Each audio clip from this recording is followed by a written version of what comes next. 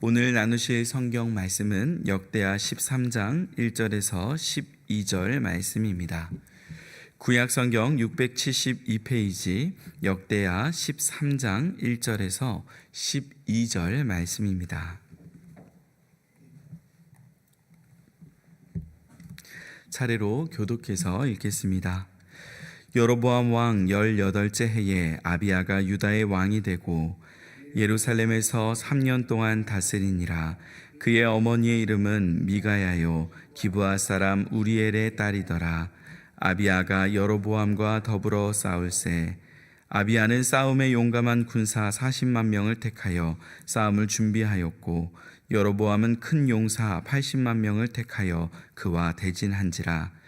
아비야가 에브라임 산중 스마라임 산 위에 서서 이르되 여로보암과 이스라엘 무리들아 다 들으라. 이스라엘 하나님 여호와께서 소금 언약으로 이스라엘 나라를 영원히 다윗과 그의 자손에게 주신 것을 너희가 알 것 아니냐. 다윗의 아들 솔로몬의 신하 느밧의 아들 여로보암이 일어나 자기의 주를 배반하고 남봉꾼과 잡배가 모여 따름으로 스스로 강하게 되어 솔로몬의 아들 르호보암을 대적하였으나 그때 르호보암이 어리고 마음이 연약하여 그들의 입을 능히 막지 못하였었느니라. 이제 너희가 또 다윗 자손의 손으로 다스리는 여호와의 나라를 대적하려 하는도다. 너희는 큰 무리요 또 여로보암이 너희를 위하여 신으로 만든 금송아지들이 너희와 함께 있도다. 너희가 아론 자손인 여호와의 제사장들과 레위 사람들을 쫓아내고 이방 백성들의 풍속을 따라 제사장을 삼지 아니하였느냐. 누구를 막론하고 어린 수송아지 한 마리와 순양 7마리를 끌고 와서 장립을 받고자 하는 자마다 허무한 신들의 제사장이 될 수 있도다. 우리에게는 여호와께서 우리 하나님이 되시니 우리가 그를 배반하지 아니하였고 여호와를 섬기는 제사장들이 있으니 아론의 자손이요 또 레위 사람들이 수종들어 매일 아침 저녁으로 여호와 앞에 번제를 드리며 분향하며 또 깨끗한 상에 진설병을 놓고 또 금 등잔대가 있어 그 등에 저녁마다 불을 켜나니 우리는 우리 하나님 여호와의 계명을 지키나 너희는 그를 배반하였느니라. 하나님이 우리와 함께하사 우리의 머리가 되시고 그의 제사장들도 우리와 함께하여 전쟁의 나팔을 불어 너희를 공격하느니라. 이스라엘 자손들아 너희 조상들의 하나님 여호와와 싸우지 말라. 너희가 형통하지 못하리라. 아멘. 남유다의 왕이었던 르호보암은 나라가 견고해지고 세력이 강해지자 그것이 하나님의 은혜임을 깨닫지 못하고 교만하여 하나님과 율법을 버려 백성들이 하나님을 떠나게 하였습니다. 하나님께서 애굽 왕 시삭을 통해 그들을 징계하시자 그제야 겸비하여 하나님 앞에 돌이켜 완전히 멸망을 당하지는 않았습니다. 그러나 그런 그의 겸비함에는 온전함이 없어 다윗처럼 하나님을 완전히 찾지는 못하였습니다. 그리고 그의 죽음 이후 그의 아들 아비야가 이어 왕이 됩니다. 1절에서 3절을 보시겠습니다. 여로보암 왕 18째 해에 아비야가 유다의 왕이 되고 예루살렘에서 3년 동안 다스리니라. 그의 어머니의 이름은 미가야요 기브아 사람 우리엘의 딸이더라. 아비야가 여로보암과 더불어 싸울세. 아비야는 싸움에 용감한 군사 40만 명을 택하여 싸움을 준비하였고 여로보암은 큰 용사 80만 명을 택하여 그와 대진한지라. 아비야의 어머니는 미가야요 기브아 사람 우리엘의 딸입니다. 아비야의 어머니 미가야는 다른 곳에서 마아가로 불리웁니다.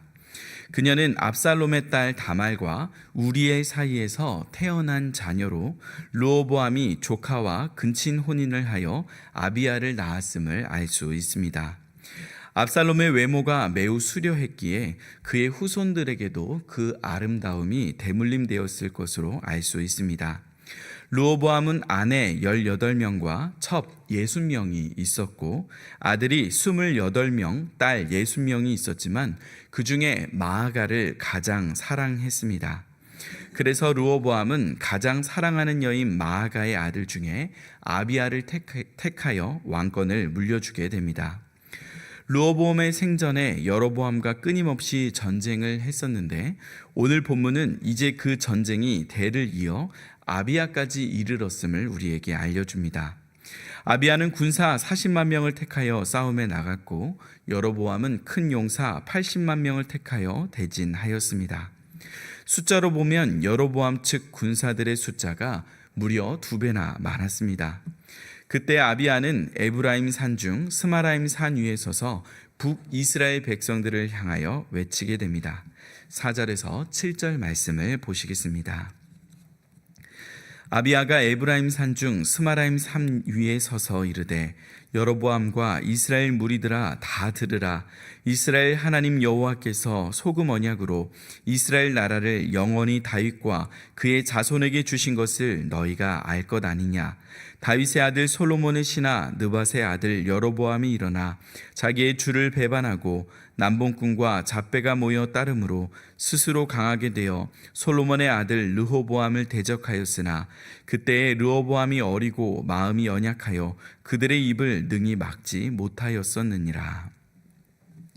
아비야는 먼저 하나님께서 다윗과 그의 자손들에게 영구히 왕권을 주실 것을 약속하신 등불 언약을 언급합니다.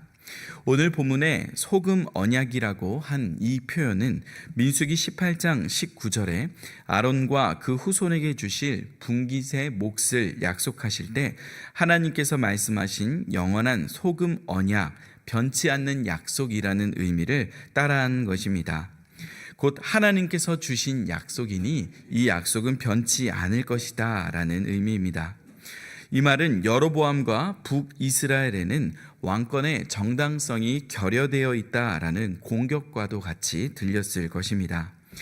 그 이후에 나오는 설명들도 여로보암이 다윗 왕의 가문에 반역을 한 것으로 설명하였고 르호보암이 어리고 마음이 연약해 그것에 적절히 대응하지 못해 지금까지 흘러왔다라고 설명을 합니다. 그러나 좀 더 정확히 이야기하자면 솔로몬의 범죄함으로 하나님께서 이스라엘의 분열을 예고하신 것이었습니다. 하나님께서는 선지자 아이야를 여로보암에게 보내어 그가 이스라엘의 왕이 될 것이며 그에게 다윗의 길을 걸어갈 것을 당부하셨습니다. 하나님께서는 솔로몬의 범죄함에도 다윗과의 언약을 기억하여 남유다에게는 숨결을 허락하여 두셨고 또한 분열의 아픔을 통해 남유다와 북이스라엘이 각자 하나님 앞에 성찰과 거룩한 회복을 이루어가기를 바라셨습니다. 그러나 여로보암은 그 약속의 말씀을 받고도 그런 하나님의 뜻과는 정반대의 길을 걸어갔습니다. 8절에서 9절 말씀입니다. 이제 너희가 또 다윗 자손의 손으로 다스리는 여호와의 나라를 대적하려 하는도다. 너희는 큰 무리요 또 여로보암이 너희를 위하여 신으로 만든 금송아지들이 너희와 함께 있도다. 너희가 아론 자손인 여호와의 제사장들과 레위 사람들을 쫓아내고 이방 백성들의 풍속을 따라 제사장을 삼지 아니하였느냐. 누구를 막론하고 어린 수송아지 1마리와 순양 7마리를 끌고 와서 장립을 받고자 하는 자마다 허무한 신들의 제사장이 될 수 있도다. 실제로 여로보암은 왕이 된 뒤에 하나님께서 주신 약속의 말씀을 붙든 것이 아니라 인간적인 마음으로 두려워하여 북이스라엘 백성들이 남유다의 성전에 내려가지 않도록 하나님의 형상을 금송아지의 모양으로 바꾸고 절기의 날짜를 바꾸고 제사장과 레위 사람들이 아닌 아무나 제사장으로 삼는 행보를 보이게 됩니다. 이 선택은 훗날 북이스라엘 왕들이 대대로 걸어간 첫 발자국이 되기에 우리는 왜 이러한 선택을 여로보암이 했는지를 정확히 짚어볼 필요가 있습니다. 하나님께서 여로보암을 왕으로 세우시며 어떤 약속을 주셨습니까? 열왕기상 11장 37절에서 38절을 제가 읽어드리겠습니다. 내가 너를 취하리니 너는 내 마음에 원하는 대로 다스려 이스라엘 위에 왕이 되되 내가 만일 내가 명령한 모든 일에 순종하고 내 길로 행하며 내 눈에 합당한 일을 하며 내 종 다윗이 행함 같이 내 율례와 명령을 지키면 내가 너와 함께 있어 내가 다윗을 위하여 세운 것 같이 너를 위하여 견고한 집을 세우고 이스라엘을 내게 주리라. 이 약속은 하나님께서 여로보암을 전혀 홀대하거나 차별하지 않으시고 그가 다윗처럼 하나님 앞에 바로 서는 왕이 되었을 때 그를 통해 북이스라엘을 하나님의 백성으로 새롭게 하시려는 목적이 있었음을 우리에게 알려줍니다. 그러나 여로보암은 그 길을 걷지 않았습니다. 그는 하나님의 약속, 그 말씀을 믿고 신뢰하는 길을 걷는 것보다 자신의 탐욕을 위한 인간적인 방식을 선택하였습니다. 그가 택한 방식은 남유다를 견제, 차단, 공격하여 그 민족을 지워버리고 통합하는 것이었습니다. 그래서 종교적 독립을 위해 하나님을 향한 신앙의 변질을 가져왔고 남유다가 최종적으로 무너져야 자신의 왕국이 든든히 서리라고 인간적인 생각을 하여 남유다를 정복하려고 시시탐탐 공격했던 것을 알 수 있습니다. 그러나 하나님의 말씀을 신뢰하지 않고 세상의 방식으로 자신의 안위를 구했던 모든 노력이 수포로 돌아갔음을 우리는 잘 알고 있습니다. 이는 여로보암만이 아닙니다. 솔로몬도 하나님의 등불 언약을 신뢰하지 않고 세상적인 방식으로 화평을 구하기 위하여 다른 나라의 공주들과 정략 결혼을 했고 그로 인해 오히려 우상 숭배를 범하게 되는 죄에 빠지고 말았습니다. 또한 남유다, 북이스라엘 모두 하나님이 아닌 눈에 보이는 힘을 그 세력을 선택하여 강대국을 의지했다가 망하는 모습을 역사 속에 계속해서 보여줍니다. 하나님께서는 예레미야 2장 13절을 통해 그들의 죄악을 지적하시며 다음과 같이 말씀하셨습니다. 내 백성이 두 가지 악을 행하였나니 곧 그들이 생수의 근원되는 나를 버린 것과 스스로 웅덩이를 판 것인데 그것은 그 물을 가두지 못할 터진 웅덩이들이니라. 이스라엘 백성들이 의지하려고 했던 애굽과 아수르는 그들의 방패가 될 수 없음을 경고하신 것입니다. 우리는 이런 이스라엘 백성들과 왕들의 모습을 보며 때로는 답답함을 느낍니다. 왜 이들은 선조들을 보며 배우는 것이 없을까? 하나님의 말씀이 눈앞에 선명하게 주어져 있음에도 왜 그 약속을 신뢰하지 못하고 계속해서 헛된 걸음을 걷는 것일까? 그것이 타락한 인류의 죄된 본성이기 때문입니다. 아담과 하와가 처음 범죄하였을 때 그들은 스스로 벌거벗음을 알고 옷을 지어 입게 됩니다. 그 옷의 재료는 바로 무화과 나무 잎이었습니다. 그러나 그 무화과 나뭇잎은 그들의 죄악도 수치도 완전히 감출 수 없었습니다. 타락한 아담과 하와 이후의 모든 인간은 자신의 수치감, 공포감, 죄악의 흔적을 감추기 위해 수많은 다양한 무화과 나뭇잎을 만들며 살아왔습니다. 내면 깊숙한 곳에 숨겨진 죄와 탐욕을 감추기 위해 도덕과 선행을 하려 했지만 그럴수록 자신 안에 있는 사랑 없음과 이기심의 어두운 그늘을 피할 수 없다는 것을 깊이 깨닫게 됩니다. 죽음과 소멸에 대한 두려움을 감추기 위해 수많은 종교를 만들고 철학을 만들어 구원의 길을 찾지만 그 무화과 나뭇잎도 우리의 벌거벗음을 감출 수 없었습니다. 현대인들은 자유와 쾌락으로 또한 과학기술과 발전된 문명으로 새로운 구원의 길을 찾아보려 몸부림치지만 결국 그것들도 우리의 벌거벗음을 가릴 수 없습니다. 많은 사람들이 하나님의 말씀, 곧 하나님과의 관계의 회복을 통한 참 구원의 길을 선택하기보다 여로보암처럼 세속적인 방식으로 그것을 얻으려고 발버둥을 칩니다. 우리의 모습도 별반 다르지 않을 때가 있습니다. 하나님이 우리의 인생의 주인 되심을 고백하며 그 말씀 위에 신실하게 살아가려 하기보다 금송아지들 곧 눈에 보이는 신들을 만들어 그것이 우리의 영혼과 삶을 지켜줄 것이라 착각하며 살아갈 때가 있습니다. 하나님보다 내 통장 잔고와 늘어나는 자산이 우리의 노후를 책임지고 자녀들의 앞길을 지켜줄 것이라 신앙보다 많은 물질을 물려주려 합니다. 그래서 우리는 하나님이 우리의 기쁨이 되는 우리는 하나님의 기쁨이 되는 선택이 무엇인지를 찾고 실행하며 헌신하기보다 더 많은 시간들을 자본주의 사회에서 많은 물질을 얻기 위한 재테크 방법들을 찾고 실행하며 그 정보를 얻는데 더 많은 것들을 허비하곤 합니다. 그러나 이 모든 것은 하나님이 없이는 터진 웅덩이가 됩니다. 하나님을 찾는 이유도 하나님과의 관계가 목적이 아니라 하나님을 통해 그 웅덩이를 더 넓히고 싶은 욕망 때문인 사람들이 많은 시대입니다. 그들에게 하나님은 수단입니다. 마치 배우자를 통해 신분 상승을 꿈꾸면서 결혼을 준비하면서도 그 결혼이 참 사랑이라 포장하는 것과도 같습니다. 하나님은 우리의 중심을 아시기에 속지 아니하십니다. 이제 우리는 하나님을 떠나 스스로 웅덩이를 파고 방패를 만드는 일을 멈추어야 합니다. 무화과나무 잎으로 치마를 만들어 가렸던 아담과 하와에게 하나님께서는 가죽옷을 지어 입히셨습니다. 가죽옷은 어떤 존재의 피와 생명을 희생하여 만든 것입니다. 곧 이 개념이 확장되어 그리스도의 대속, 예수님의 십자가의 희생으로 우리의 수치와 죄를 씻고 가려줄 것을 예표하게 되었습니다. 우리에게 이 땅의 참 소망은 예수 그리스도 한 분밖에 없습니다.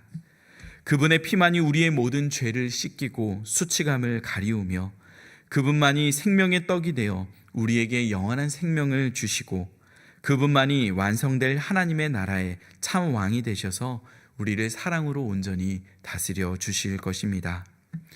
여로보암이 귀한 언약의 말씀을 받고서도 스스로 왕권을 보호하기 위해 죄악된 길을 걸어가다 망했던 것처럼 우리 또한 우리 눈앞에 선명한 약속의 말씀을 받고서도 스스로 이 땅에 터진 웅덩이를 만들기 위해 하나님을 등한시하고 있는 것은 아닌지 돌아보아야 합니다. 10절에서 12절을 보시겠습니다. 우리에게는 여호와께서 우리 하나님이 되시니 우리가 그를 배반하지 아니하였고 여호와를 섬기는 제사장들이 있으니 아론의 자손이요 또 레위 사람들이 수종들어 매일 아침 저녁으로 여호와 앞에 번제를 드리며 분향하며 또 깨끗한 상에 진설병을 놓고 또 금 등잔대가 있어 그 등에 저녁마다 불을 켜나니 우리는 우리 하나님 여호와의 계명을 지키나 너희는 그를 배반하였느니라. 하나님이 우리와 함께하사 우리의 머리가 되시고 그의 제사장들도 우리와 함께하여 전쟁의 나팔을 불어 너희를 공격하느니라. 이스라엘 자손들아 너희 조상들의 하나님 여호와와 싸우지 말라. 너희가 형통하지 못하리라. 아비야는 여로보암의 죄악을 지적하고 이어서 자신들의 정당성을 입증합니다. 자신들은 여전히 하나님을 자신의 하나님으로 섬기고 있으며 또한 아론의 자손들로 제사장을 삼고 레위 사람들이 성전에서 수종 들고 있으며 하나님 앞에 마땅한 제사를 드리고 계명에 합당한 모습으로 하나님을 섬기고 있음을 설명합니다. 오늘 이 전쟁에도 제사장들이 전쟁의 나팔을 불어 공격하고 있음을 설명합니다. 이는 민수기 10장 9절에 나오는 내용입니다.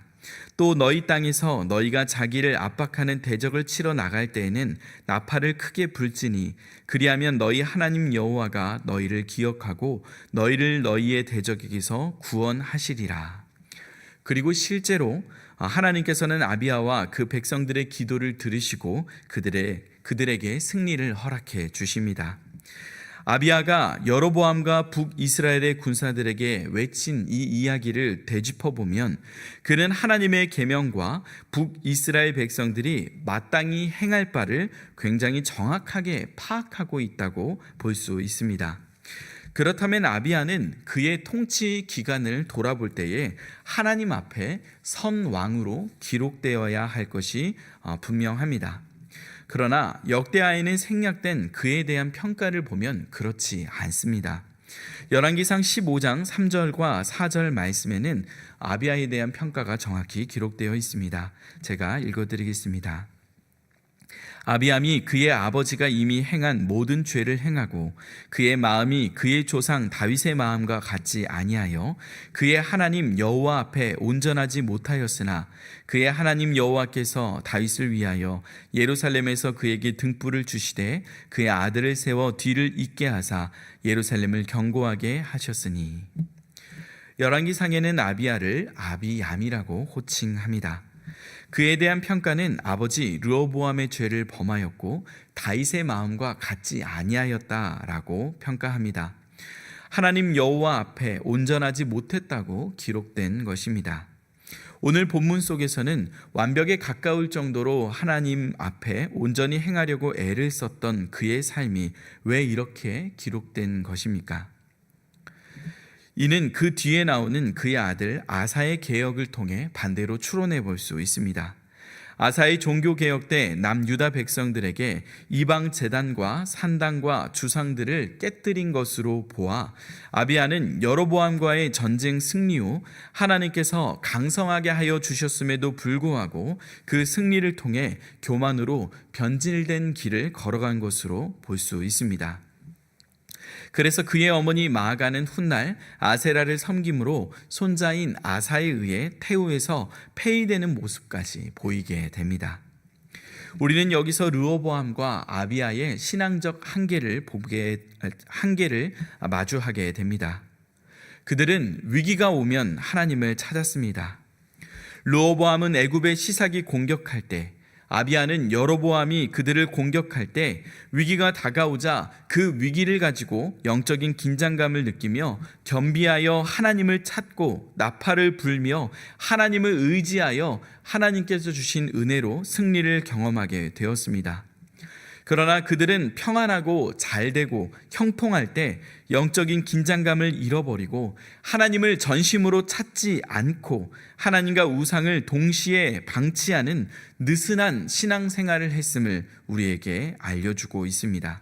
그리고 그 느슨한 신앙생활은 곧 하나님 앞에 범죄함이 되었습니다. 이스라엘 백성들의 역사 가운데 하나님을 완전히 떠난 적이 없습니다. 그들은 여호와 하나님도 섬기고 우상도 섬겼습니다. 어떤 이들은 이렇게 이야기합니다. 하나님도 사랑하고 세상도 사랑하면 안 됩니까?